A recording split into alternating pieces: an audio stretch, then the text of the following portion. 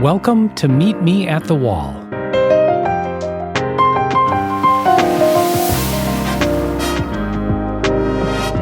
A podcast exploring author Anne Goodwin's time-traveling journey after discovering hundreds of letters written to her grandmother over a century ago.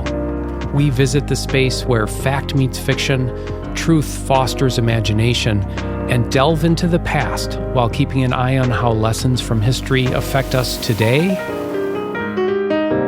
and even tomorrow.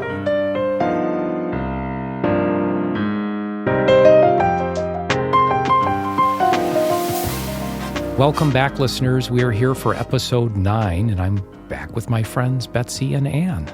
Hey, Doug. Hello. Hi there. Hi, Betsy. Well, we are so excited today because we come to you with a little introduction here of something that we did. We have been talking all season here about having a phone call with some of the Descendants, maybe one or two of them during episodes 9 and 10. Well, we decided to have a phone call with 2 of them at once, and it was a blast. It was. And it was an amazing feat that it occurred at all because we are asking people who are not technologically inclined to join an audio Zoom call. And we were all on pins and needles until we heard both their voices enter the room. And it was just thrilling. They did really well. It was a blast. I can't wait to share it. Well, why wait? Here we go. We're about to cut over here to the interview we did with Frank Mountcastle and Maeve McGuire. Enjoy.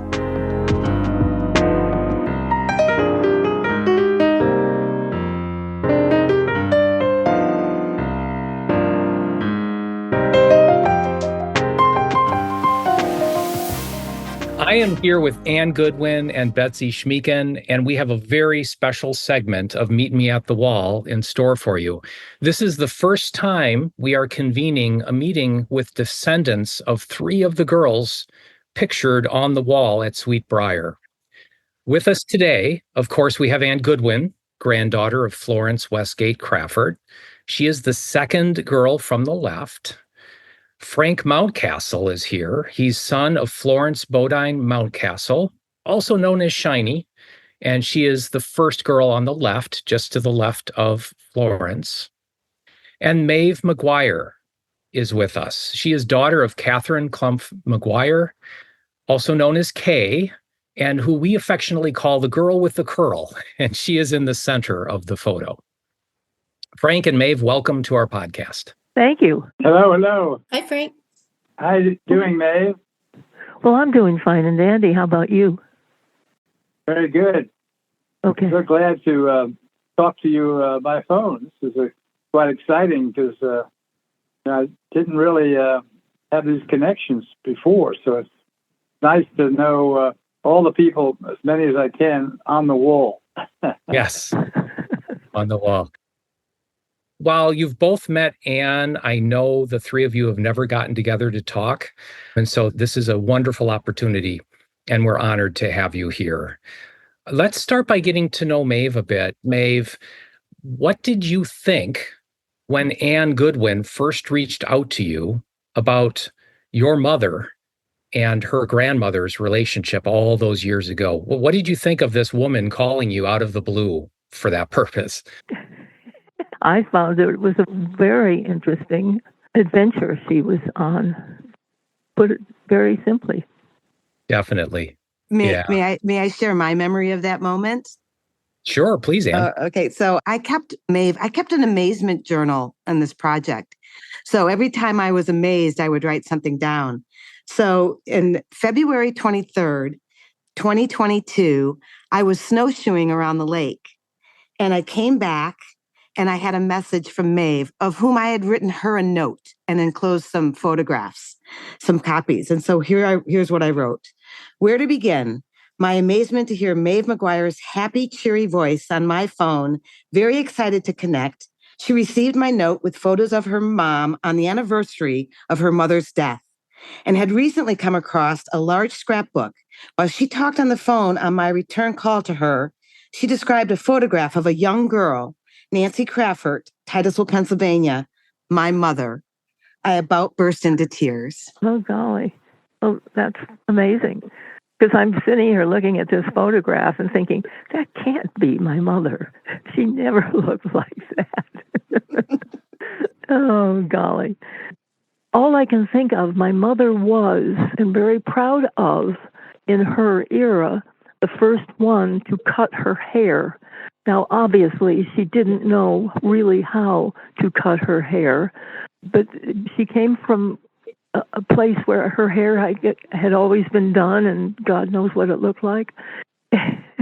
Oh, God, she was so beautiful. Maeve, that's so funny that you mentioned her haircut, because if you notice, all of the girls on the wall have the same haircut. They have the bob, Yes. and that was a big deal back then. Yeah, well, I think my mother was a big deal, and I think she was really having a good time. She didn't come where, I don't know whether my grandmother ever saw what she looked like then. I don't know. I don't know if she would have gone to bed with a cold cloth. I do love the curl, and I think I've seen a couple other pictures that Ann sent me where Kay also had the curl. Yeah, me too. I see them from just that batch, yeah. Not much later. Maeve, we noticed that your mom was involved in absolute everything at Sweetbriar. Yep. Yeah, Everything. She was in honor society, sports, dramatics, dance. I mean, these are all things gleaned from the letters and from Sweetbriar. Yep. And so, what was she like? I mean, tell us more about her. Well, I wasn't born. I didn't have a clue what she was like. All I know was I think she was very well liked, and I think she was very good at what she did, and it was because she was the president of the drama club called, what is it, Paint and Patches, I think it was called. I've been in a scrapbook this morning all about it. Anyway, because of that, they were invited by the drama club at University of Virginia to go and do a performance of several of their things. Now, the story goes, for some reason, the person that was chosen to guard the door of the ladies when they had to turn into costumes and do things like that, he was picked out to be the guardian. It was your father who was the guard? Yes. The reason being, they found out that he was from Cleveland, which is where I was found, and oddly enough, both the parents played cards together. So there was a strange connection right then with the Clump family and the McGuire family, and there he was. And the rest is history. Oh, how wonderful. That's great. I wish I had, fortunately, my mother kept all of his letters. And I've got to say, in those days, people knew how to write letters. Because very quickly after, I do have a letter that she kept from him, that he had a very nice time having met her. And then the rest is history. What can I tell you? Okay. What was his first name, Maeve? Frederick T. McGuire, Jr. Pleasant. Okay, thank you. Yeah, he became Fritz. Pretty much everybody knew him always as Fritz Jr. Okay. Well, that's when he'd been on a fishing trip, and when they went to the parlor that go-to, and they left him with a mustache. And for some reason, he was absolutely not only gorgeous without it, he was more gorgeous with it.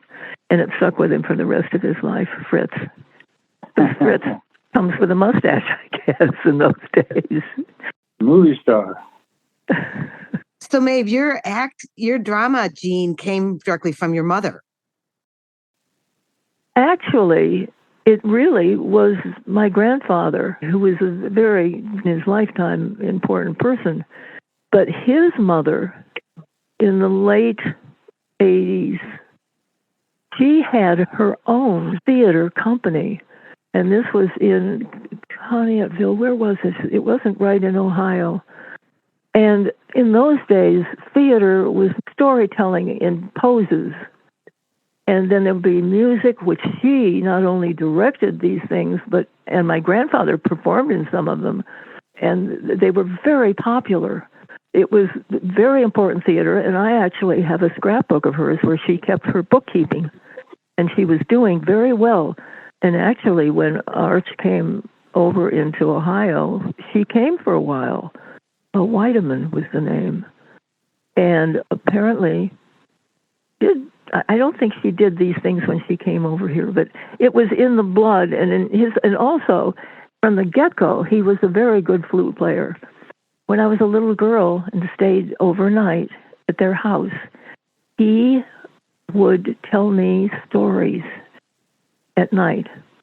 I'd sit in the guest room and he'd tell me stories because his middle name was Cooper, and he always thought we certainly knew from James Fenimore Cooper, which we really weren't, I don't think. But he would sit there and tell me all the James Fenimore Cooper stories, which were all dramatic. He'd make all the sounds. He'd make the wind sounds, and he made this sound, and he made, when they scalp, he made a scalping sound. And I loved it. It terrified me, and I loved it. And then in the morning when I woke up, he was sitting, and he was sitting his flute for me. Oh. What can I tell you? That's beautiful. That's beautiful. Well, I came from an extraordinary family, and he turned out to be pretty well known in the world.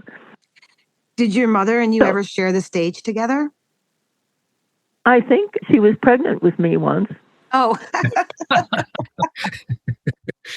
Well, there you go. Does that answer your question? Yes. I mean, I get very tired when people say, when did you decide you wanted to be an actor?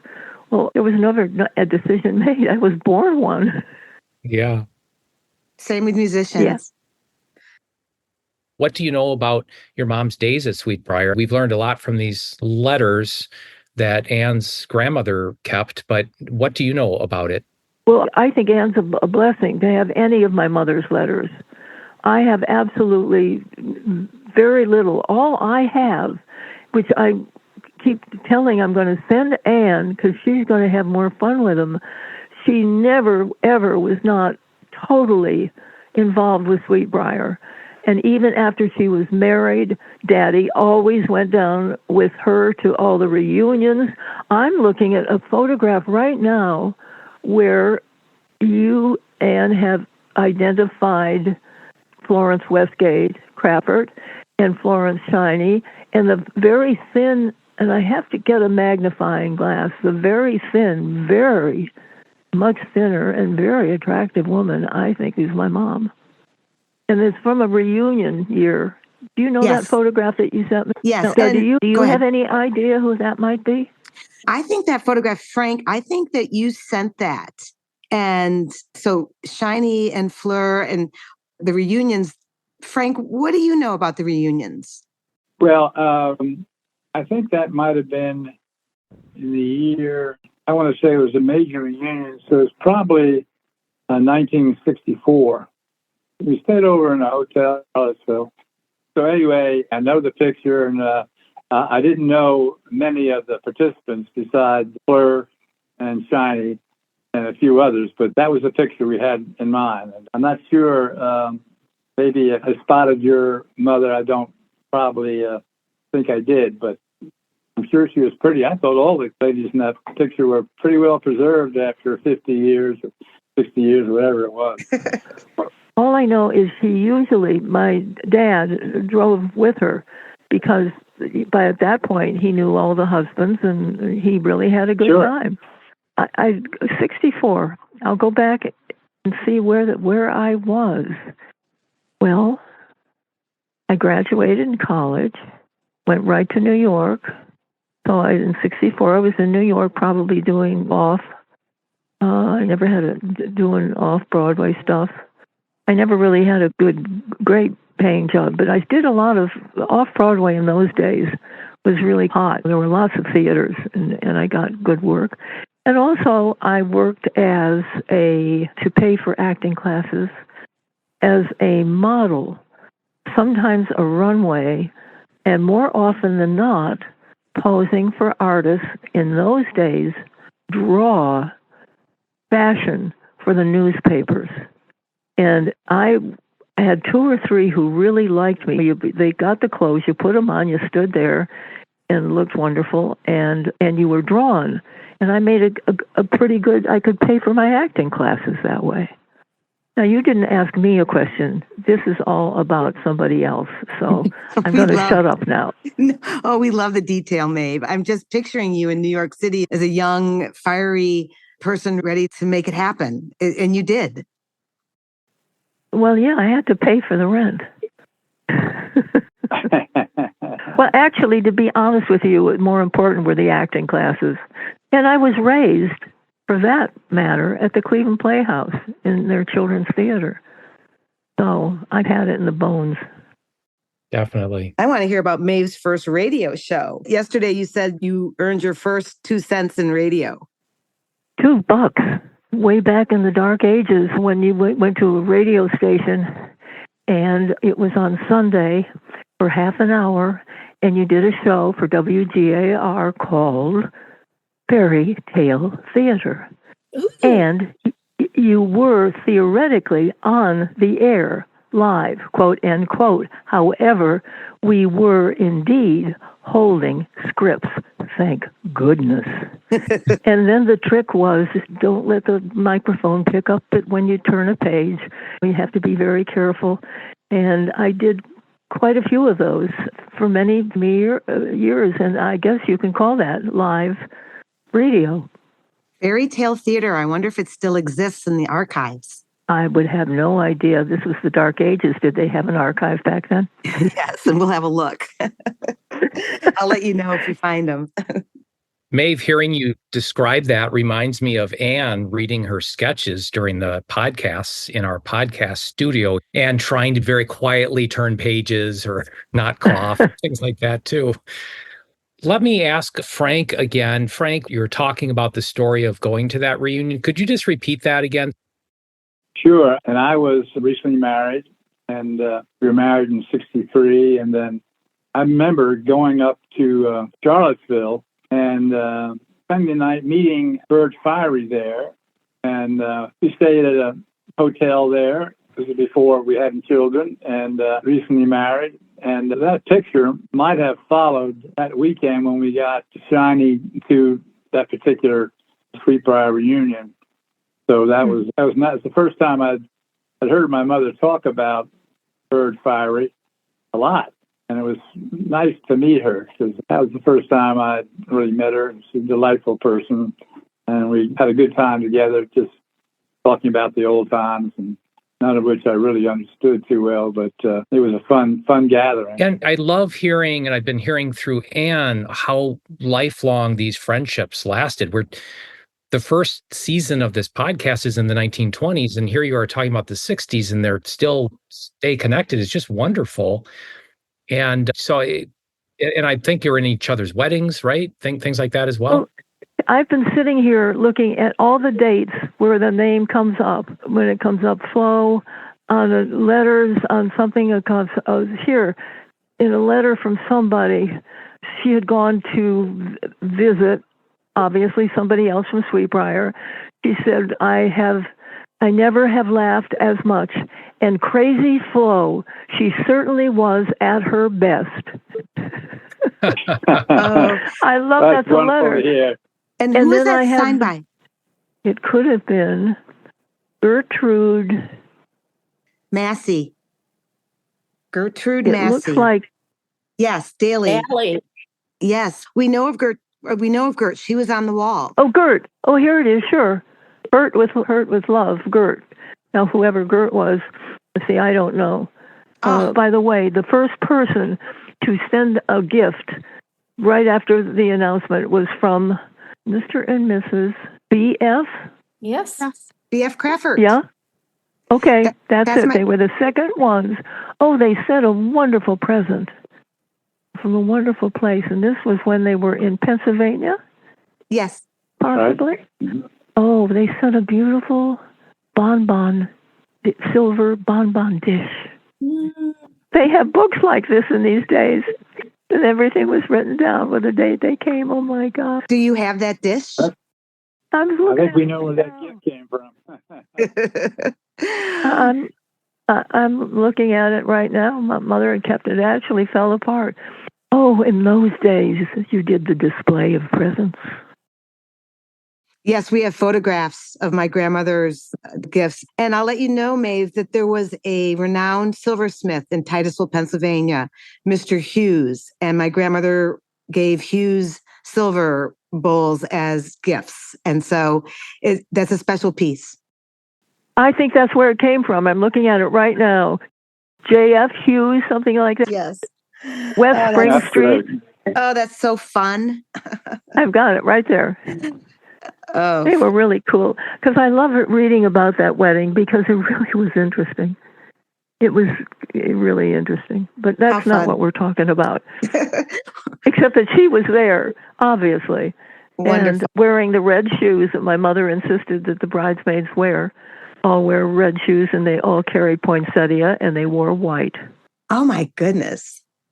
So, I wanted to say, Frank, we talked about. I'm not sure if you were in or out of the conversation at the time about when Maeve and I first met.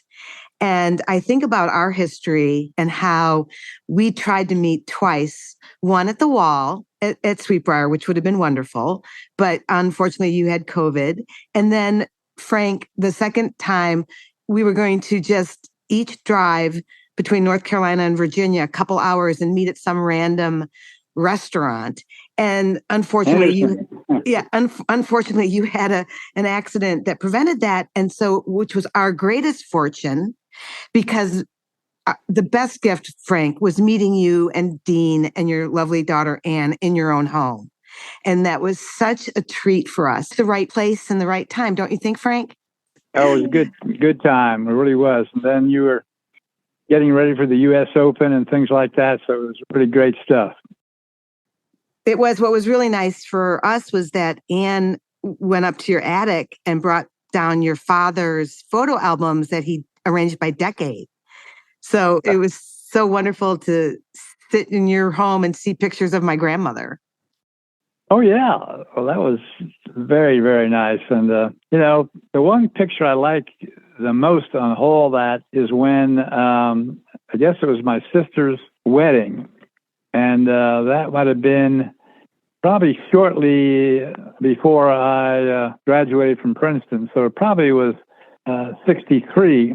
And a lot of those friends of Shiny's appeared in that one of those pictures, which had Fleur and Shiny and a couple of her Flemington friends. And it was a wonderful picture of your grandmother. It was just perfect. Yeah, it's a lovely picture of the two of them. How lucky they all were to have each other through a lifetime of friendship.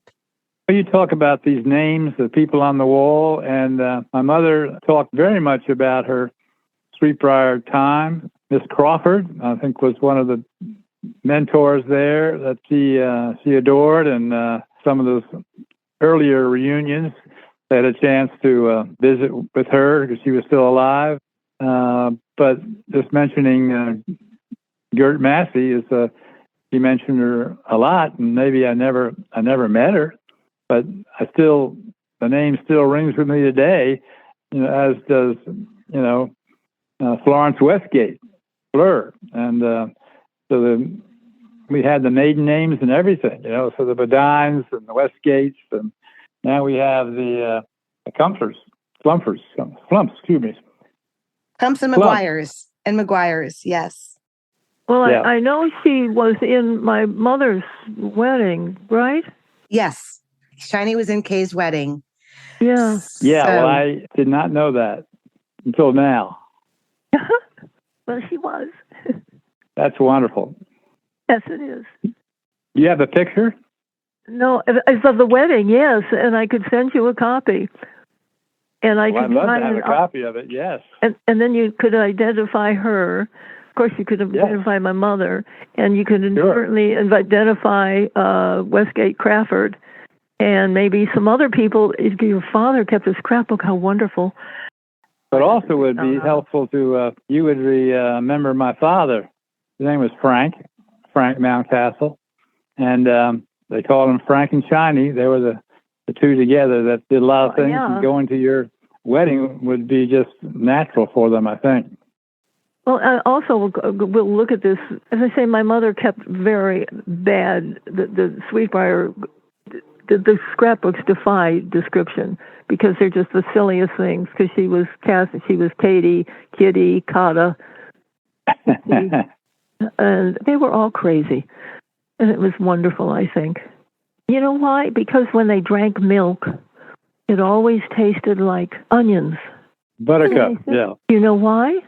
Because Sweetbriar had a big farm, and the cows ate the grass, and the grass is what they drank.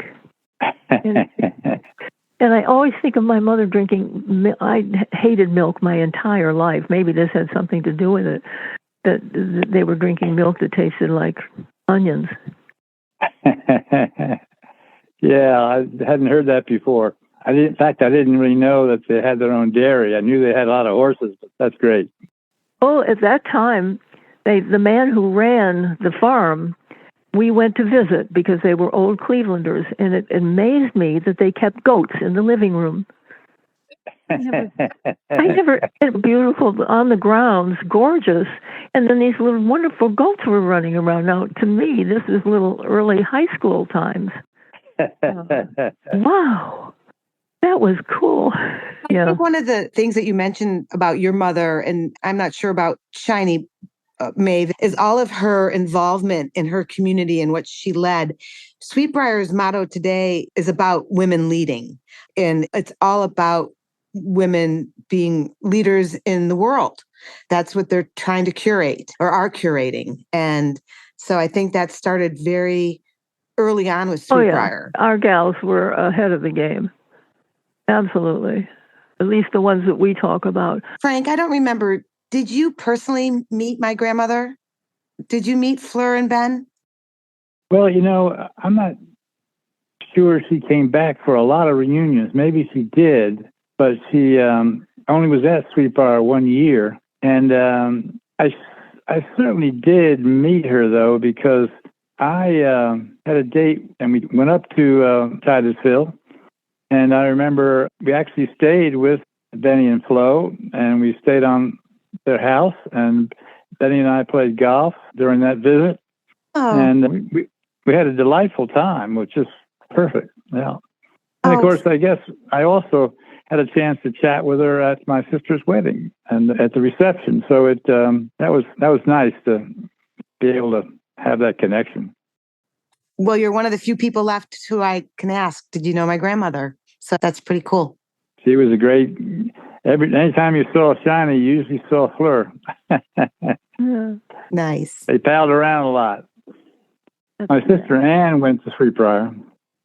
So we kept in touch with Sweetbriar very much in the era where she graduated in 1951 from Sweetbriar. Uh-huh. And at that time, I was at Woodbury Forest School in Orange, Virginia.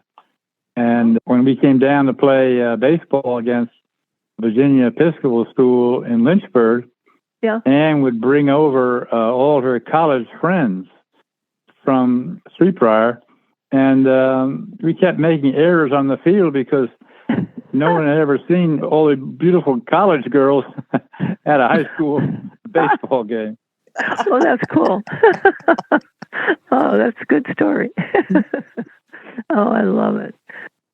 Well, what a wonderful moment that we're having here to think about what Kay and Florence and Shiny might all be looking down at us, amazed that a collection of letters in an old chest, what that sparked. And I'm just sitting here with a very broad smile on my face that we're not actually at the wall, but we're figuratively meeting at the wall. And I'm very happy for this moment. Well, I'd like to say that not only are we at the wall, we've got Crazy Flo. I mean, she's certainly at her very best. So I'm glad she's there. I love that. I appreciate that so much. Yeah. I could go on for a while, but the cottage up in Maine has a basket which is heavy with all photographs and letters. And all of these now may make some sense. And I'll send them all to Anne. It'll be in a big box. Oh, And Maeve, one of the things that Betsy and Anne have been curious about and really eager about is any letters that Anne's grandmother, Fleur, wrote to her best friend. So hopefully something like that is tucked in that basket. Maybe. And I mean, it's just maybe this time when I get up there, it's have a chance just to sort through. But out of stubbornness, I might just send them, Anne, to maybe you can make some sense out of it. Okay? I would love to. The best things I have found were my father's letters to my mother. So beautiful. That's wonderful. I'm not going to send them. No. So we'll. This is too beautiful to share. That's when people really knew how to write. It's too bad people don't know how to write anymore. The internet. We talk about that a lot during the podcast. It really is a lost art. I write all the time. I can't do anything else. I can telephone call, but it never beats what I have to put on paper. Well, keep writing and sending to me then. I'd love to see what you have to say. Oh, well, you all talk to on the phone. Darn it. Well, all of you who I'm talking to, I'll talk to you, but I don't know. I love that. Well, I think that Kay and Johnny and Fleur and Gert, writing letters was very, very important. And or maybe sending a telegram was even more important. That used to come in from time to time. But these letters are so valuable, and I just hope that in your basket you find some new research for Anne, because it can be very valuable to filling out any gaps you might have in talking about the class of 24 and what they're doing and things like that. The problem is a lot of stuff has been glued to scrapbook. Now, they did Western Unions quite often and teaching and speaking to each other. Now, they're all glued. And the best I can do, which is the scrapbook I just pulled down this morning, which is a little early before the wedding and a lot of Western Union stuff. Take a look at it and see what I've got there. But you just can't pull it out because most of it's glued in. That's right. Yeah, that's true. What? Maeve, where do you live now? Second to the left and straight on till morning. Do you know what that's from? It's Peter Pan. Oh, okay. I thought it was Burl Markham. All right. She quoted that too. Straight on till morning. Straight on till morning. Yeah. Yeah. When do we say goodbye and hang up? How about now? I think we're getting there. Frank, do you have anything to add? Well, it's just been wonderful to talk to a daughter of that. Her mother was there when Johnny was at Sweetbriar. It's just a treasure to know that you're there. And I like writing letters, so I'll drop you a line from time to time when I see something that might be of interest to you in connection with my grandmother and my mother. And you do the same, because we can keep that relationship going. And in this endeavor, we might find some things that Anne would like to have too. So yeah, that would be good. I just think how lucky all these women were to meet each other at that time. Absolutely. Very true. Absolutely. How about that? All right. Okay. All right. Well, thank you both for joining us today, my dear friends. I love this moment, and we will just continue sharing what we know. That's wonderful, man. Thank you for bringing us all together. And Maeve, it was nice to meet you, and look forward to hearing more about you days ahead. I thank you for that. And Anne, all I have to say is get yourself back on that lake. What are you doing on the phone? I love and with that, you, I'm going to say goodbye. It's been a great pleasure, and I'm going to hang up. All right. Bye-bye, Maeve. Thank you. Bye. Okay. Bye, Frank. Frank. Frank, Bye-bye thank now. you so much. Thanks a lot. Pleasure to meet you. We'll talk later. All Good right. seeing you, Doug. Take Bye-bye. care. Bye. Hello. Hello. Hey, Betsy. Anne. Oh my gosh. I know. That was great. Wow. Maeve, she just cracks me up. What a wonderful pair. I mean, I think having both of them on was just a pleasure. I think that was golden. Yeah. I'm just so glad it happened. Thank you, guys. I mean, seriously, I don't think we should have waited another minute. I totally agree. Exactly. Anyways, that was just really cool. I love Maeve at the end. What are you doing on the phone? We're back in the studio now, and what you just heard was our reaction right after that conversation. But boy, that was just a special thing. I am so thrilled to have had these great conversations that actually relate so much to what we've been talking about this whole season. It was such a wonderful surprise to hear Maeve bring up the bob after we spent almost a whole session talking about the bob, and to learn that Kay was the front runner of the bob. She was. And they all followed suit. They did. Yeah, the girls on the wall, every single one. They pretty much have the same haircut, with or without a curl. Right. Well, Kay just brought it forward just a little bit farther by popping that curl in the middle of her forehead. And then another wonderful sort of segue into what we've been talking about that Maeve covered was the importance of letter writing. Definitely. Right. That's the kernel of what we're doing. It's all about writing letters. And how important it is for Maeve to continue to write letters. And that's what she does. She does not have a computer. She does not text. She does not have email. The only way that we can communicate is via phone or written snail mail. And that's been a lot of fun. I have some wonderful letters from Maeve now. And it was fun to see Frank and Maeve agree to be pen pals a bit, right? I mean, I think that was Frank's going to write Maeve, and I'm sure Maeve's going to write Frank. Yes.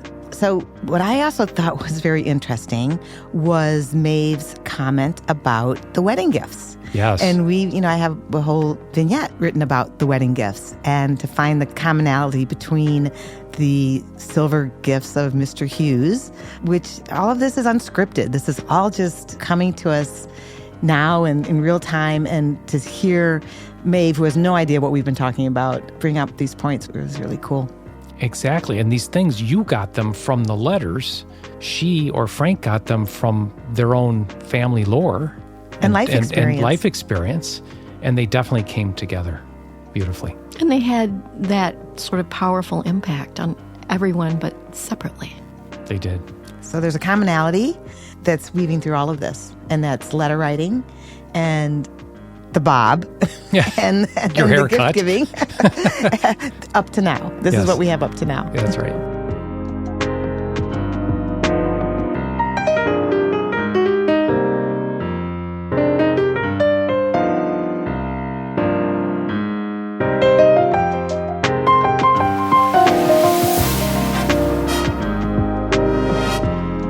Meet Me at the Wall is hosted by Doug Martinet, Ann Goodwin, and Betsy Schmeeken. Music is written and performed by Alex Vance. This podcast is copyright 2025 by Pleasurable Pause Press. Thank you for listening, and we hope you tune in again next time.